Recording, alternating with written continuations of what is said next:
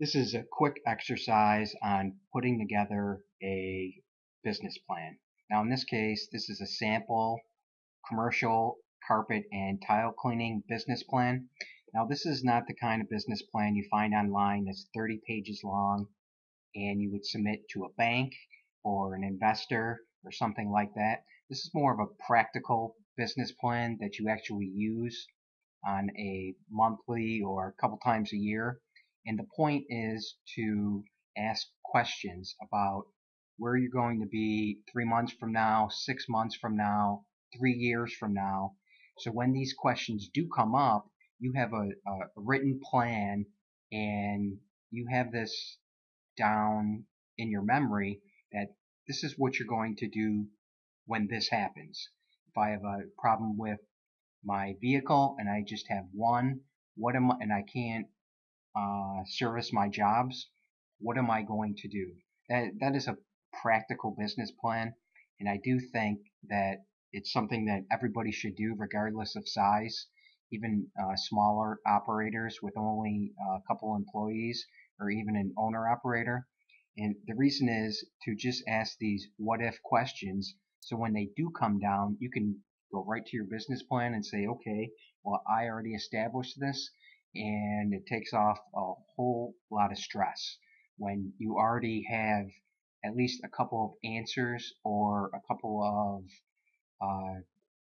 ideas that you can try. So what we're going to do is get started with the summary. Now, one of the first questions to ask is, how is the corporate structure going to be? Are you going to have partners? Are you and your husband or wife going to both own it, or just one of you are going to own it? What is going to be the corporate structure? Are you going to have an S corp, an LLC, partnership?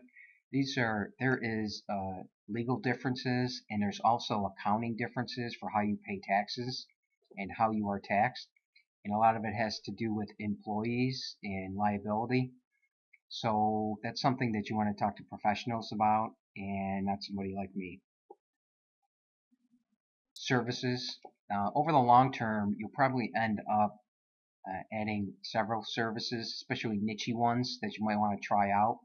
But in the beginning, at least put together a group of core services. These are my main revenue, my main revenue, say 75, 80%, 85%.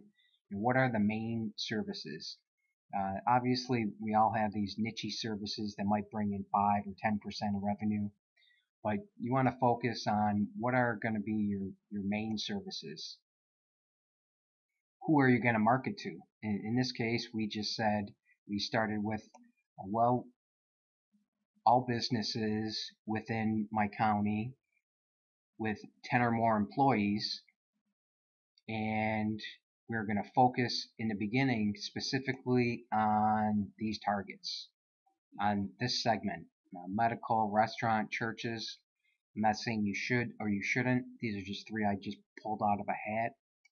It's a place to get started. You can always grow off of that over the long term. Operations. How will this work on a day-to-day basis? Will you use one-man teams, two-man teams? Now this is for a specialty service, so usually you're working in teams and the jobs are smaller, anywhere from 4 hours to maybe the bigger ones are 20 hours. So are you going to use one or two-man teams? Are you going to have a list of casuals that you can call for bigger jobs or floaters? Where are you buying this equipment from? How much is it going to cost? Who are going to be your suppliers? Sometimes a supplier just like us can fall behind or not have a product that you usually buy from them. So that's why you want to ask the question of, well, if I usually buy X product from this company, company A, what if they run out? Then who I'm going to call? How much insurance do you need for this industry? Now for commercial, you generally need around $1 million, give or take. If you have employees, then you're going to have to go right into workers' comp, disability, all the payroll taxes. So these are all questions you want to ask yourself now, so you have it all set up that if 3 months from now you start to become super busy and you want to add a helper or even add 2 or 3 full-timers, you already have this established. You already have some vendors set up. You know the general cost. What is the backup plan? This is something, especially for a smaller company with 1 or 2 employees or an owner-operator. What if my van does break down? What if I do get hurt? What is my answer? What am I going to do? So in this case, we said that we established a relationship with a couple contractors locally, and we came to an agreement on how the payment structure would be. Nothing is worse than calling somebody up during an emergency without having an established relationship. More often than not, it is not going to work well for you. Where are you going to work? Are you going to work out of your home? Are you going to work out of your office? If you do decide to work out of an office, do you know generally what the prices are in your area? What rent is? So this is something that you can plan out so you don't have sticker shock. It depends on the area and what your needs are. It can go from $500 a month up to $50,000 a month, depending how big and how competitive your area is. What kind of inventory do you need? Sales and marketing. Come up with an initial target. I think 1,000 businesses is pretty good. And think about how many times you're going to contact them from door to door, telephone, direct mail, the internet, social media. Think about how you can reach these 1,000 businesses, and I think the best way to do it is to just be practical about it. A property manager, a realtor, they are definitely going to be involved in social media, where a facility manager or maintenance person, they're probably, or even a receptionist, office manager, they're a lot less likely to be active in social media. So that's why you want to be thinking about this. What are your revenue goals?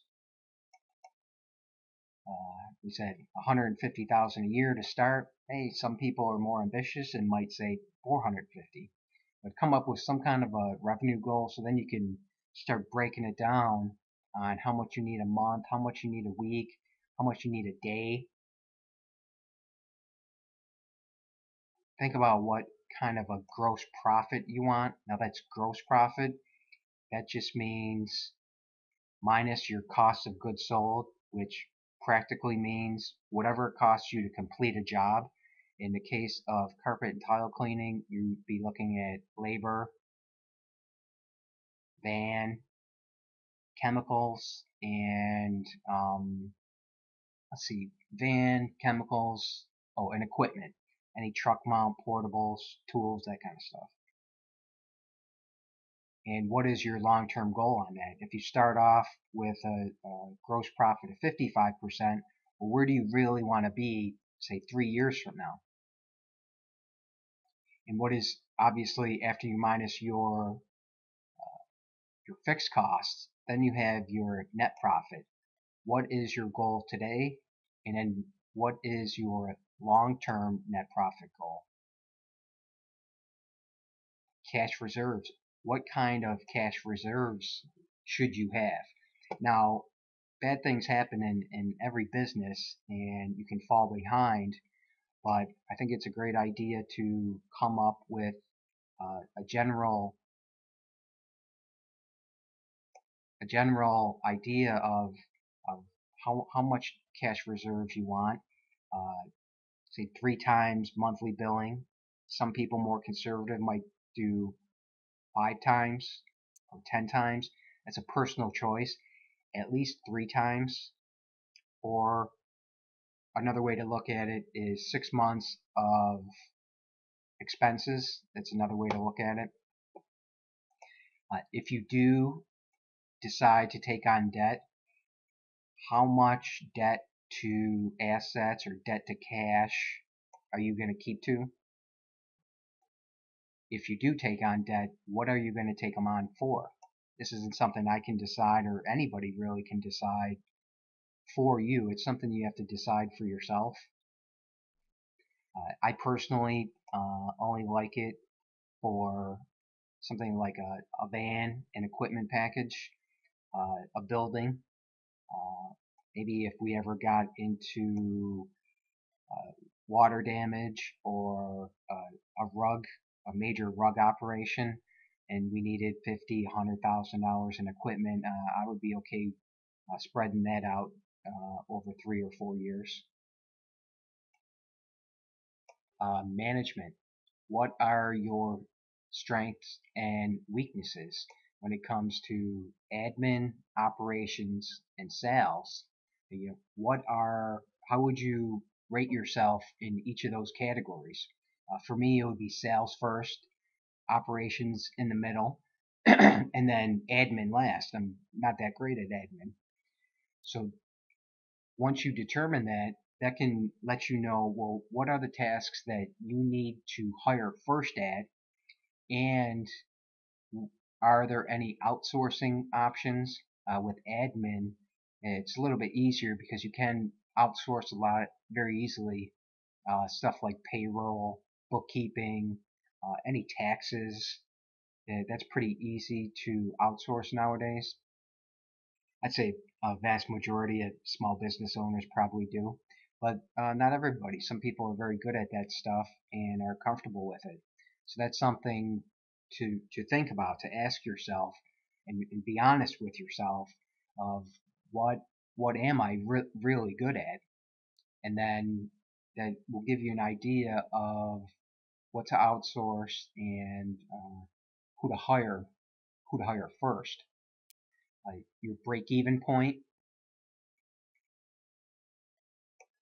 If you're new, you might have to make some of this up or talk to people in the industry to find out what are your job averages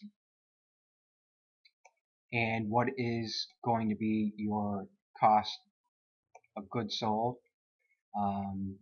Like I mentioned earlier, up here in the financial part,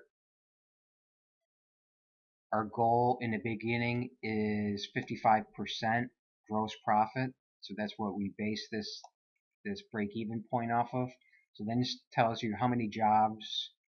This table right here tells you how many jobs you need to get to that break-even point, and then to make the desired profit.